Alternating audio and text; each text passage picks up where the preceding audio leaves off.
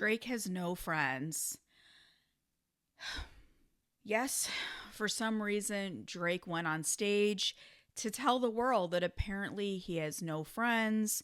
Everyone has switched up on him, and we should feel really bad for him. I wish I was making this up, but this did happen. Let's get into it. So, for some reason that only he would know, Drake decided to take the stage at a nightclub. And instead of letting everyone have a good time, they were there to like hang out and dance and spend money. He wanted to make this his personal therapy session. So he goes on this monologue, basically this TED talk. People are switching up on him, and it's just something that's really weighing on his heart.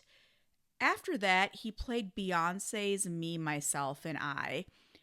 You can't make any of this up. This really happened. And if you haven't seen the clip, definitely make sure you check it out. Why is that laughing though? Yeah, because I'm funny. Watch out. Excuse me. Can I get my face shot? Thank you.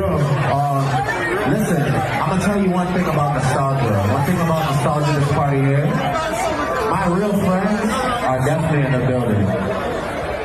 But I'm going to tell you, you're going to come to a point in life where people you thought were friends or people you thought were close to you, they might switch up, they might try to move funny with you, they might stab you in the back, they might do a lot of things to you.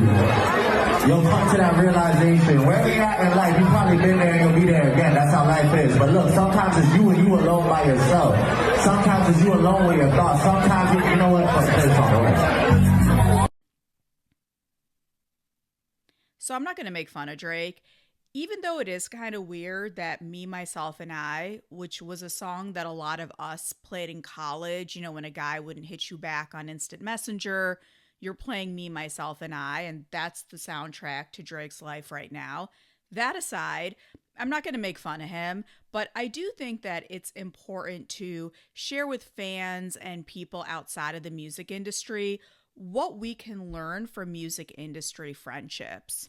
I think a lot of fans were actually surprised what happened when Kendrick, Drake, and in the beginning J. Cole were going at each other because they felt like, oh, well, these artists are friends, they hang out, they're in photos together. And I'm here to tell you that music industry friendships are not always what they seem. The thing about the music industry, friendships, relationships, oftentimes are based in the industry. What do we say on this channel?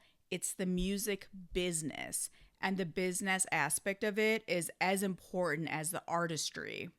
When an artist first starts out in the industry, so let's go back to when Drake was just starting to circulate, he had made it from Canada, came to America, I'm sure he was surrounded by a lot of people.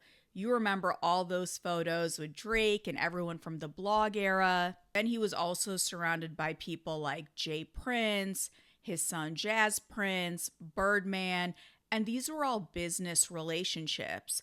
I'm sure there was a personal component to them. It seemed like these guys were all hanging out, having a good time, but the relationship was predicated on a business situation that Drake the artist was signed to these guys. Similarly, we saw Drake in the club, Drake in the strip club, hanging out with so many different artists and celebrities.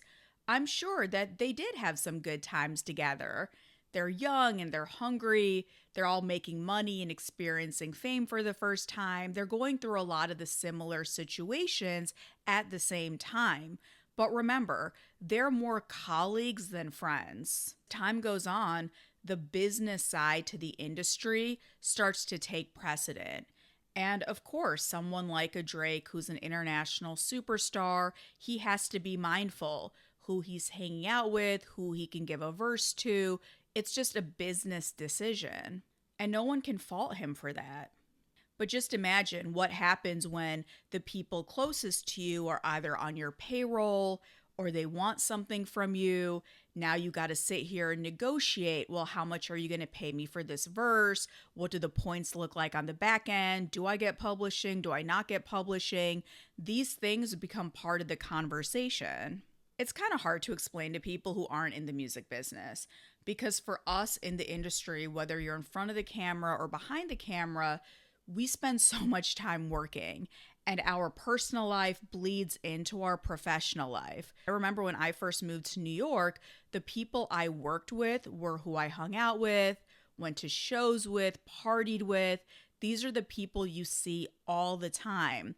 Before you know it, they become your best friends. They become your surrogate family. But as time goes on, people get older, some people decide to stay in the industry, some people decide to leave. And that's not to say that they're a bad person or that the relationship doesn't mean anything to you, but what drew you two together was the music business. And that's not to say that artists can't develop genuine friendships, but it's really hard. That's why in the music business, we like to differentiate real friends from our industry friends. Your real friends are always going to be there for you. It doesn't matter if you're an intern or you're the CEO of the company. It doesn't matter if you're on a hot streak or nobody knows who you are. This friendship is so deep and so real, you could be anyone. You could be Drake the superstar, or you could be Aubrey, just the regular guy from Toronto. That friendship still stands. But I think one thing that Drake learned, especially during this battle, most of his artist friendships were in fact transactional. They were colleagues. It was something where the friendship existed because they were working together. More likely than not, money was exchanging hands, people were getting paid. I guess what's most surprising to me isn't that Drake feels this way, because I do think feelings of isolation, alienation, questioning who are your real friends, these are universal themes. We might feel it more in the music industry or the entertainment industry, but I think everyone experiences it to some point in their lives. What really surprises me is that Drake is surprised. He's been in the music business for what? Over 15 years now. And only now he's realizing that his celebrity friends are in fact his industry friends. I find that hard to believe.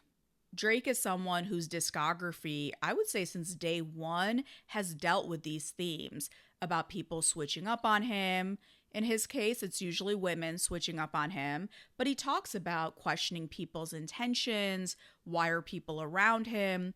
What is it? I know way too many people here right now that I didn't know. I mean, I'm paraphrasing. The entire premise to the song Over is based upon that.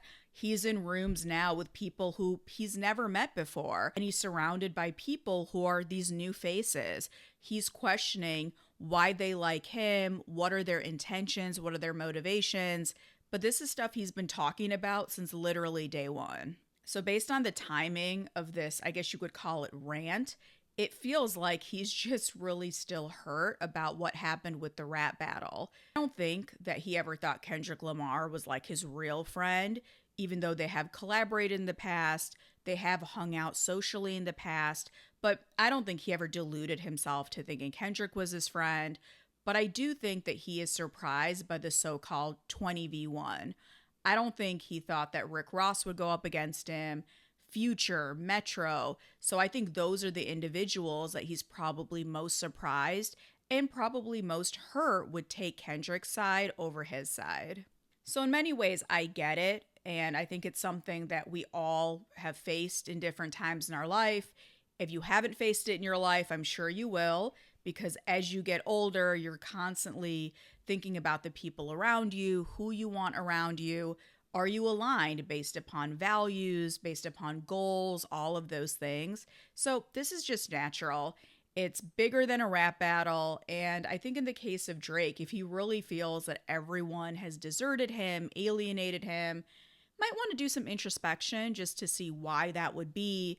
Was it real that everything around him is a transactional relationship? How does he feel about that? And if he wants to change it, what can he do to change it? It's like that old piece of advice they give you. If at some point you are the constant in a bunch of different conflicts and issues, then you need to look internally. You need to do that introspection. What is going on? Why do I keep attracting this kind of energy? And what can I change in myself? So I think that's really the homework assignment for Drake. Please leave the good club goers alone. I think they just wanted to have a good time. I don't think they needed to hear this whole monologue, this whole TED talk. I think it's something he could have saved between him and his therapist, but that's just me personally. So what do you think about Drake's I don't have friends speech?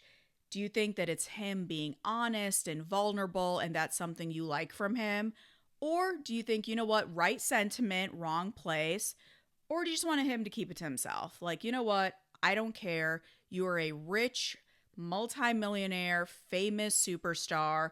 Go do this introspection on your own time.